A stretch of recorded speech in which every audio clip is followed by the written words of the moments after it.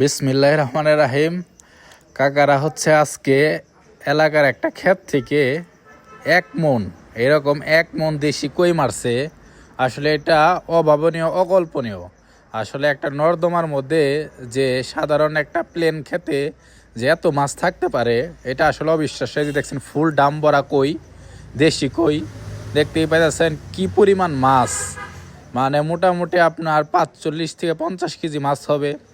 মোটামুটি 6-7 জনে মিলে সারা রাত বইরা মারছে।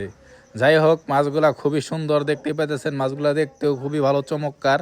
আর এগুলা সবই দেশি মাছ, সবে হচ্ছে কই মাছ, তারপর হচ্ছে জিওল আছে, টাকি আছে, নানান ধরনের মাছ আছে।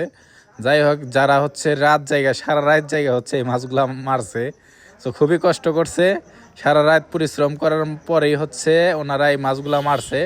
তো আমরাও দেখলাম যে খুবই ভালো লাগলো যে এতগুলা মাছ। আর হচ্ছে ওনারা রাতে হচ্ছে ওই জমির পাশে তাঁবু টানায় থাকছিল। সো সারা রাত পরিশ্রম করার পর মাশাআল্লাহ, আল্লাহ তাআলা ওনাদের মানে মুখ মুখ ফিরে তাকাইছে আর কি, ওনাদের দিকে তাকাইছে। দেখতে পাচ্ছেন এক চাঙ্গারি মাছ, বিশাল, মানে অকল্পনীয়। কেউ যদি বলতো যে এই ছোট্ট একটা খেতে থেকে এত পরিমাণ মাছ পাওয়া যাবো, এটা আল্লাহ তাআলার আসলে নিয়ামত। আল্লাহ তাআলা কখন কোন জায়গায় রিজিক রেখে থাকে। তাই সবাই ভালো থাকবেন। দেখা হবে আমার নতুন কোনো ভিডিওতে। আর আমার ভিডিওগুলো শেয়ার দিবেন, আমার পাশে থাকবেন, ভালো থাকবেন। আর হচ্ছে দেখতেই পাইতেছেন মাছগুলা কি পরিষ্কার, কি সুন্দর মাছ।